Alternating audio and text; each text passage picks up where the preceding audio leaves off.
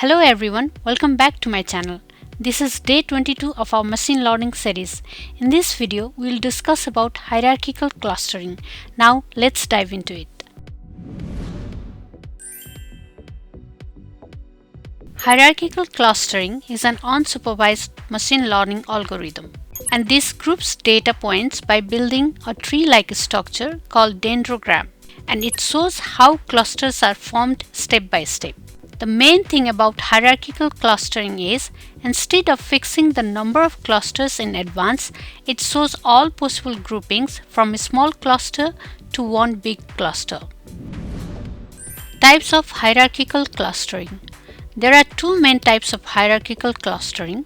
One is agglomerative hierarchical clustering, which is bottom-up approach, and the next is divisive hierarchical clustering, which is top-down approach. Now let's discuss each of them. Agglomerative hierarchical clustering. It starts with each data point as its one cluster, then it repeatedly merges the closest clusters, and finally it ends with one large cluster. And the merging process is based on distance measures such as single linkage, complete linkage, or Ward's method. And this is the most commonly used hierarchical clustering. Now let's see how it works. Here each data point is a cluster. Then we find the two closest clusters and then we merge them. We'll repeat this process until we get one cluster. As shown in this figure, here A, B, C, D, E, F are the cluster, and we see that D and E are the nearest cluster. That's why we will merge them into DE. Similarly, B and C are the nearest cluster and we will merge them into BC. Then next, in the lower part, we will merge DE and F together as DEF. And from the upper part, B and C will come and we will merge them into BCDEF. And finally, we will merge with A to make ABCDEF. So this is how the agglomerative hierarchical clustering works.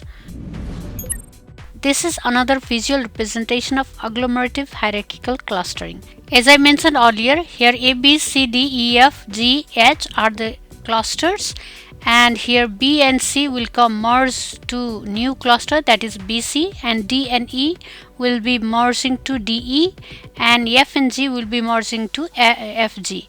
B, C and D will be merged to BCD, and here again A will be merged with BCD and to become ABCDE, and on the other side FG will be merged with H to get FGH, and finally it will become ABCDEFGH.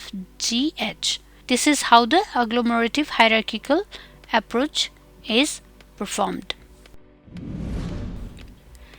The next is divisive hierarchical clustering, which is a top-down approach. So it starts with all points in one cluster and it repeatedly split clusters, and it ends with each point as its one cluster. So this method is less used because it is computationally expensive. Now let's see how it works. First, all data points it starts together, then we split the cluster into two, and then we keep splitting until we get our desired cluster. So as shown in this figure, A, B, C, D, E, F, G, the top one will be splitted into FGH and ABCDE, and then ABCDE it will be splitted into BCDE and A cluster. Similarly, FGH will be splitted into H and FG cluster. Here again FG cluster it is splitted into G and F, and DE will be splitted into DE individual cluster, and then BC cluster will be splitted into B and C, and then we have the A cluster. So this is how the divisive hierarchical clustering happens. So what is dendrogram? Dendrogram is a tree diagram which shows which clusters are merged and at what distance they are merged and how many clusters exist at different levels. So this is the figure of dendrogram. Here the data points A, B, C, D, E, F are all separated, which are at the bottom of the dendrogram, The closest points are merged into a single group as we go up, and the lines connecting the data points means how they are progressively merged according to their similarity. Next is the height at which they are connected. It shows how similar the points are. We choose the number of the clusters by drawing horizontal cut across the dendrogram. Advantages of hierarchical clustering. Dendrogram, it gives clear visual explanations of hierarchical clustering. It is better for small to medium datasets.